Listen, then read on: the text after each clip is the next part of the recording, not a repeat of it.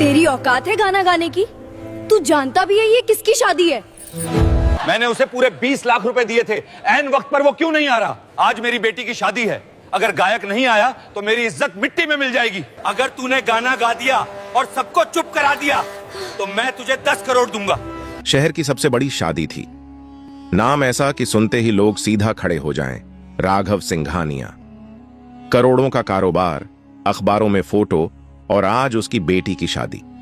5 सितारा resort रोशनी से नहाया हुआ था। झूमर ऐसे चमक रहे थे जैसे आसमान नीचे उतर आया हो। हर टेबल पर गोल्डन प्लेट्स, विदेशी फूलों की खुशबू, लाइव कुकिंग काउंटर और बीच में विशाल स्टेज। पीछे एलईडी स्क्रीन पर दुल्हन दूल्हे की स्लो मोशन क्लिप्स चल रही थीं। लेकिन उस सारी चमक के बीच एक चीज गायब थी, आवाज। जिस मशहूर गायक को राघव सिंघानिया ने करोड़ों देकर बुक किया था, वह ऐन वक्त पर नहीं आया। न कॉल उठी, न मैनेजर मिला, सिर्फ एक ठंडा सा message, sorry couldn't make it.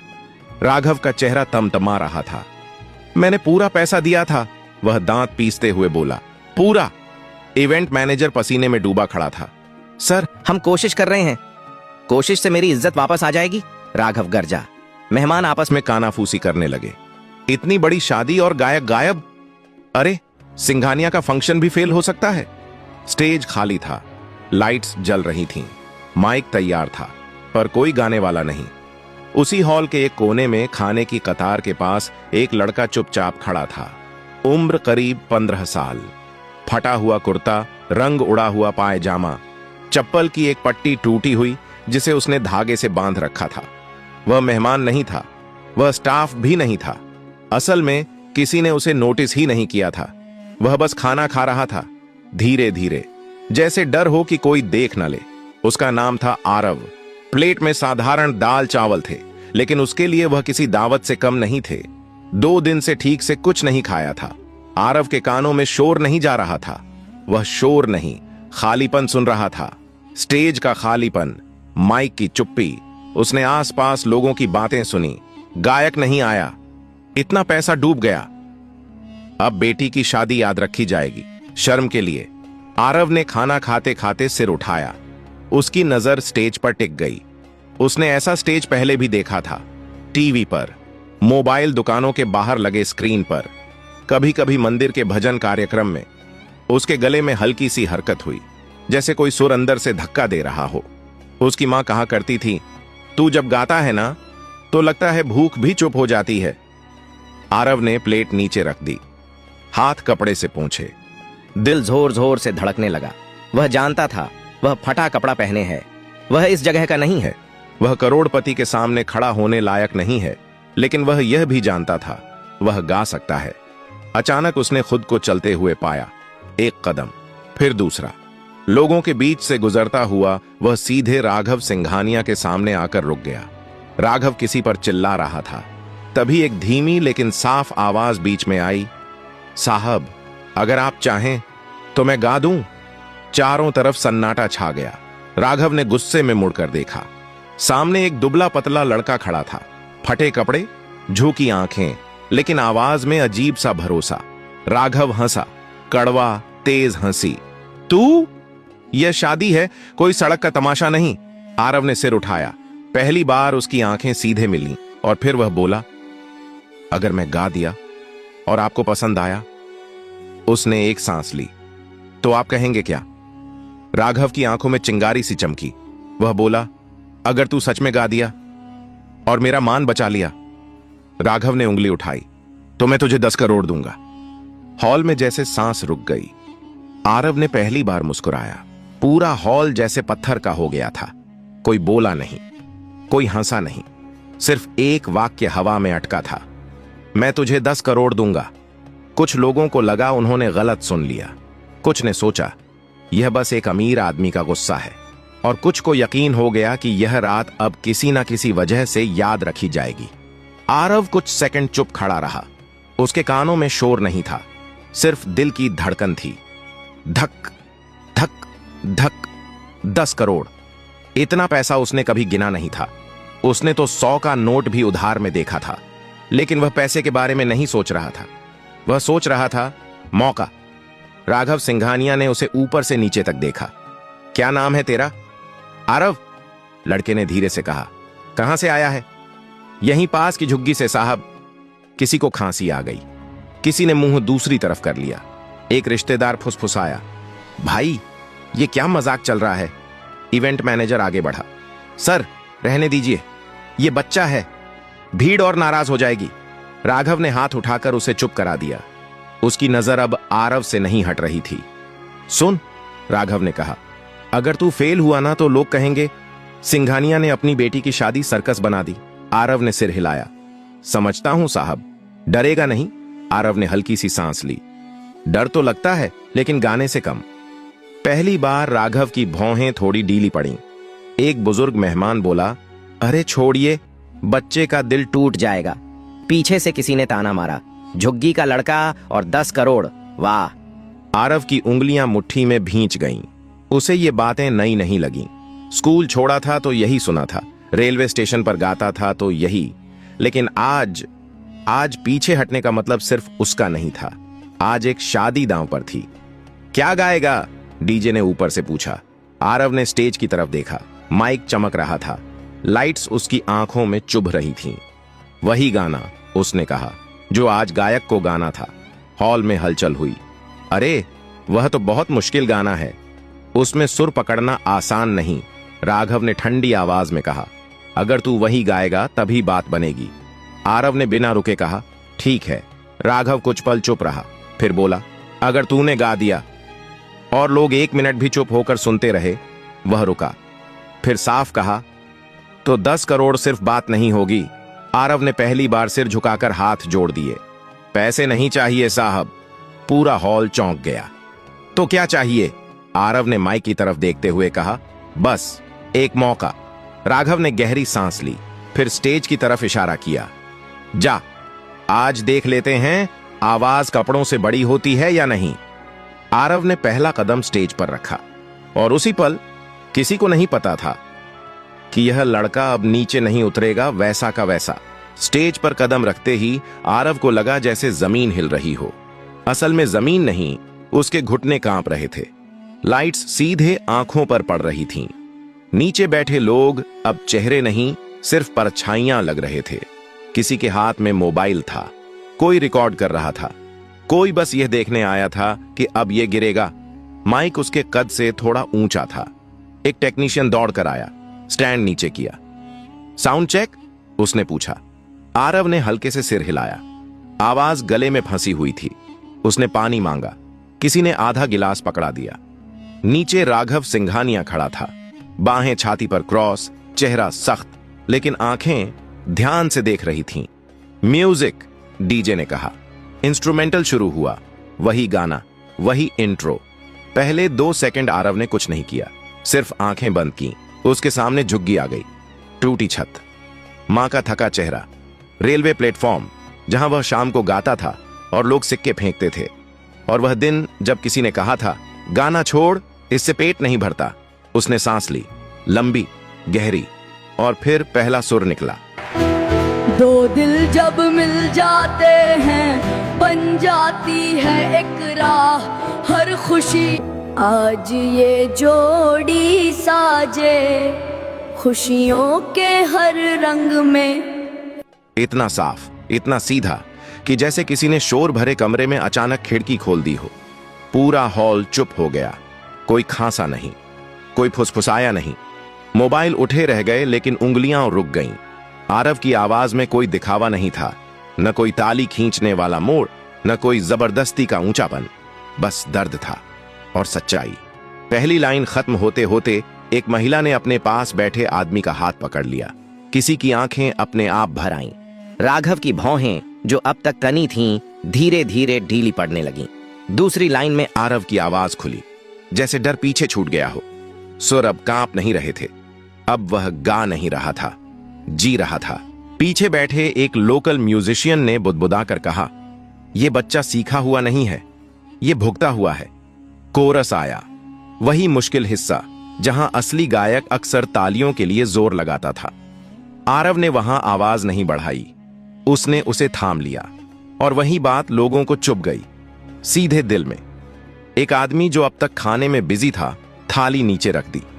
एक नेता जो फोन पर था कॉल काटकर देखने लगा। राघव को पहली बार महसूस हुआ हॉल अब उसकी इज्जत के लिए नहीं चुप था, हॉल उस लड़के के लिए चुप था। गाना आगे बढ़ता गया, हर लाइन के साथ सन्नाटा और गहरा होता गया, और जब आखिरी लाइन आई आरव ने आंखें खोल दी। उसकी नजर सीधे राघव सिंघानिया से मिली। आवाज थोड़ी भारी हुई लेकिन सुर नहीं टूटा। आखिरी नोट हवा में रुका, जैसे किसी ने उसे जाने नहीं दिया हो। 1 सेकंड, 2 सेकंड, फिर कहीं पीछे से एक धीमी ताली, फिर दूसरी, फिर पूरा हॉल। आरव माइक से पीछे हटा। उसे लगा अब बस हो गया, लेकिन नीचे से एक आवाज आई, एक और राघव सिंघानिया जो शर्त लगाकर खड़ा था अब बिना बोले स्टेज की तरफ बढ़ने लगा। तालियों की आवाज अभी थमी भी नहीं थी कि राघव सिंघानिया स्टेज के पास आकर रुक गया। पूरा हॉल खड़ा था। कुछ लोग सच में खड़े थे, कुछ अंदर से। आरव को समझ नहीं आ रहा था कि क्या करे। वह माइक के पास खड़ा था, जैसे किसी ने उसे वहीं जमा दिया हो। नीचे से आती रोशनी में उसे अपने फटे कपड़े और ज्यादा साफ दिख रहे थे। उसे अचानक याद आया वह यहां सिर्फ गाने आया था, इतनी नजरों के लिए नहीं। राघव ने हाथ उठाया। तालियां धीरे धीरे रुक गईं। नाम क्या बताया था? उसने माइक की तरफ झुककर पूछा। आरव, लड़के ने धीमे से कहा। राघव ने 2 सेकंड उसे देखा, फिर कहा, तू जानता है तूने अभी क्या किया? आरव ने सिर हिला दिया। नहीं साहब। राघव ने सामने बैठे मेहमानों की तरफ देखा। आप लोगों ने किया, उसने कहा, जो आज तक किसी महंगे सिंगर ने नहीं किया। हॉल में हल्की सी सरगर्मी हुई। इसने मुझे बचाया, राघव ने साफ कहा, लेकिन उससे पहले इसने मुझे शर्मिंदा किया। कुछ लोग चौंके। आरव का दिल बैठ गया। शर्मिंदा इसलिए, राघव ने आगे कहा, क्योंकि मैं समझता था कि पैसा आवाज खरीद सकता है। वह आरव की तरफ मुड़ा। पर यह लड़का, यह खाली पेट आया, फटे कपड़ों में आया और मेरी बेटी की शादी में जान डाल गया। आरव की आंखें भर आईं। वह नीचे देखने लगा। मैंने कहा था, राघव ने कहा, अगर तू गा दिया तो 10 करोड़ दूंगा। हॉल में फिर से सन्नाटा छा गया। लेकिन अब वह रुका। अब मुझे लग रहा है कि यह शर्त गलत थी। आरव ने घबराकर ऊपर देखा। उसके होंठ सूख गए, क्योंकि राघव ने कहा, 10 करोड़ गाने की कीमत नहीं हो सकती। कुछ लोग समझ नहीं पाए, कुछ की आंखें चमक गईं। पैसा मैं दूंगा, राघव ने कहा, लेकिन सौदे की तरह नहीं। वह स्टेज पर चढ़ गया, आरव से सिर्फ 1 कदम दूर। तू आज से किसी की दया पर नहीं जिएगा, उसने कहा, ना मेरी ना किसी और की। राघव ने माइक लेकर हॉल से कहा, आज यह लड़का हमारा एंटरटेनर नहीं है, यह हमारी कहानी है। तालियां फिर गूंजी, इस बार और जोर से।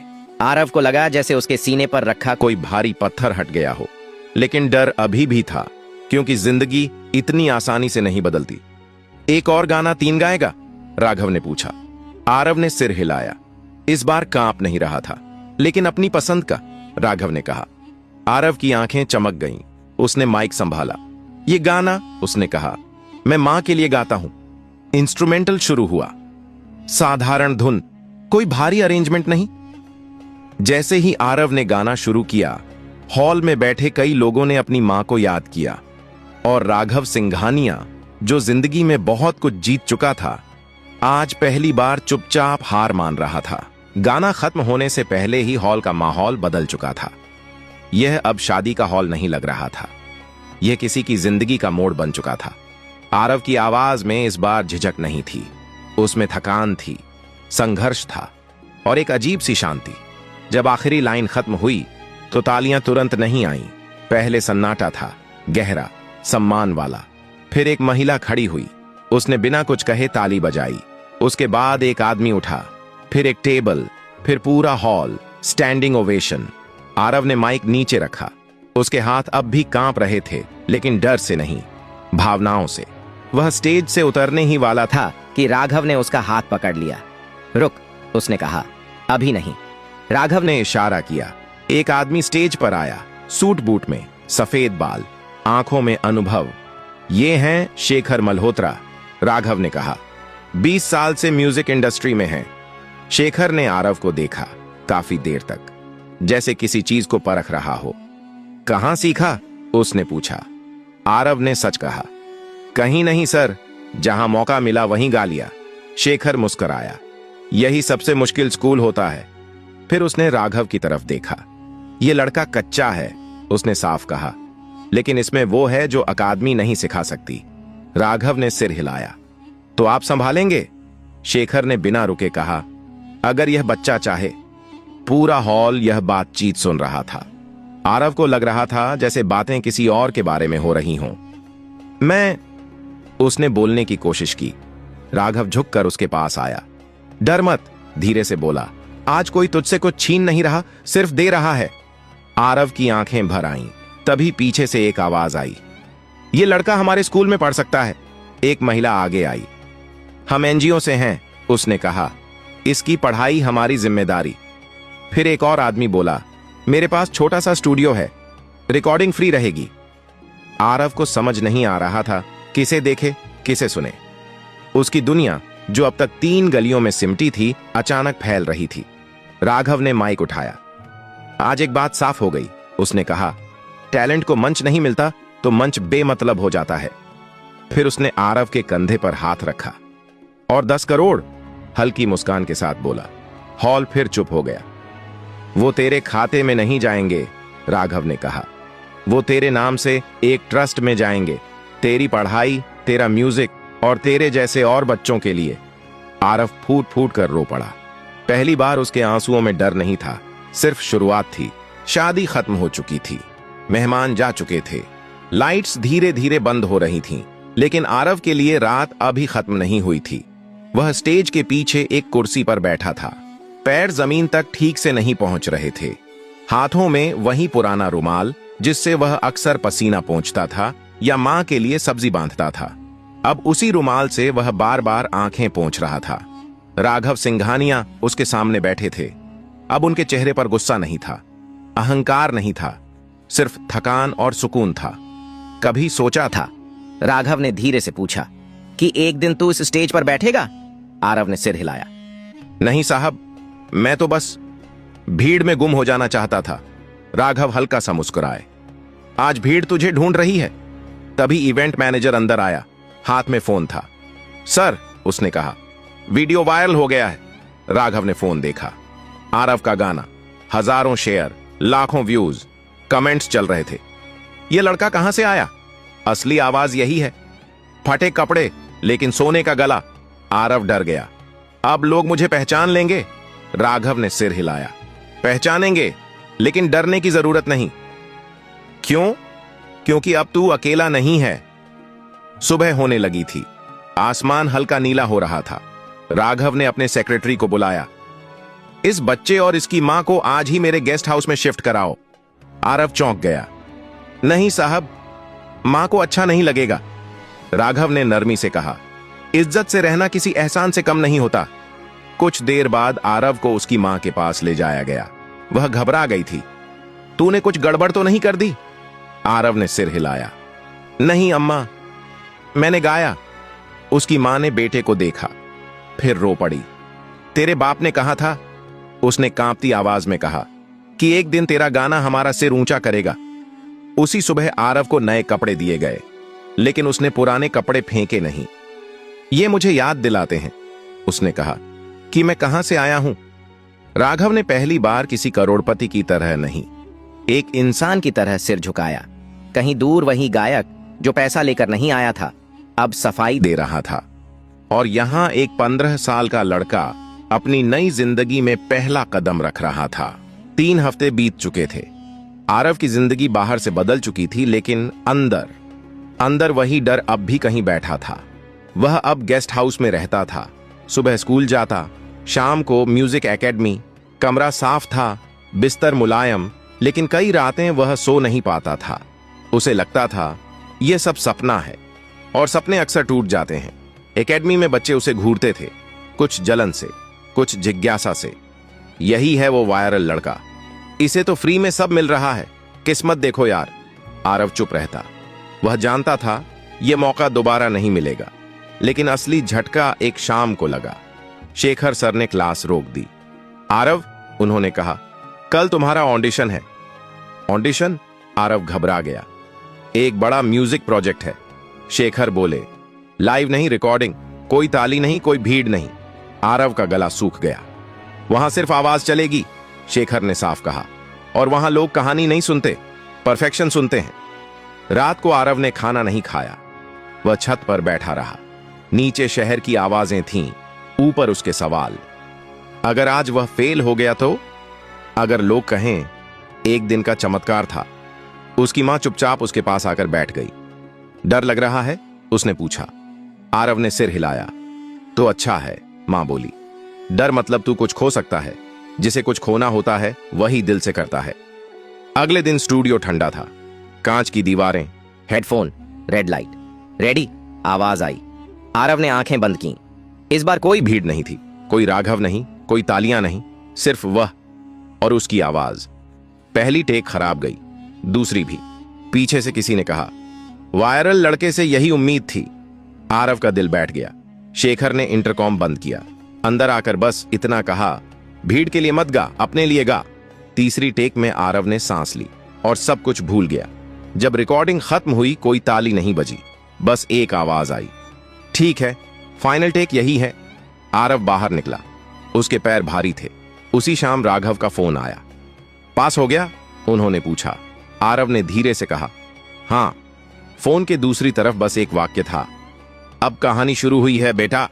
आरव ने आसमान की तरफ देखा और पहली बार उसे डर नहीं लगा। 1 साल बाद वही शहर, वही लोग, लेकिन वही आरव नहीं। रेडियो पर एक नई आवाज बज रही थी। कोई नाम नहीं बताया गया था, बस इतना कहा गया, नया सिंगर, पहली रिकॉर्डिंग। चाय की दुकानों पर लोग रुक गए। ऑटो में बैठे ड्राइवर ने वॉल्यूम बढ़ा दिया। किसी ने कहा, आवाज सुनी है, कुछ अलग है। उस आवाज में चमक नहीं थी, सच था। शेखर ने फोन पर सिर्फ इतना कहा, अब लोग तुझे ढूंढेंगे, और सच में ढूंढा गया। इंटरव्यू आए, स्टेज शो आए, नाम आया, आरव। हर जगह वही सवाल, आपको पहला मौका कैसे मिला? आरव हर बार वही जवाब देता, एक शादी में जहां मैं सिर्फ खाना खाने गया था। लोग हंसते, उन्हें लगता कहानी बनाई है। लेकिन राघव सिंघानिया जानते थे, उनकी बेटी जानती थी, और वह खाली स्टेज भी जानता था। एक दिन आरव फिर उसी हॉल में खड़ा था। इस बार फटे कपड़ों में नहीं, साधारण कुर्ते में, आंखों में आत्मविश्वास। वह गाने आया था, बिना फीस, बिना शर्त। स्टेज पर चढ़ते वक्त उसने नीचे देखा। किचन के पास कुछ बच्चे चुपचाप खड़े थे, काम करने वाले, जैसे वह कभी था। आरव ने माइक पकड़ा और बोला, अगर आज यहां कोई बच्चा है जिसे लगता है उसकी आवाज कोई नहीं सुनेगा, तो ये गाना उसके लिए है। उसने गाया, और इस बार हॉल सिर्फ सुन नहीं रहा था, समझ रहा था। गाना खत्म हुआ, तालियां आईं, लेकिन आरव ने हाथ उठाकर रोक दिया। वह स्टेज से नीचे उतरा, सीधे उन बच्चों के पास गया। कौन गाना चाहता है? उसने पूछा। एक छोटा सा हाथ उठा। आरव मुस्कुराया, माइक आगे बढ़ाया, क्योंकि कुछ कहानियां यहीं खत्म नहीं होती, वे यहीं से दूसरों के लिए शुरू होती हैं।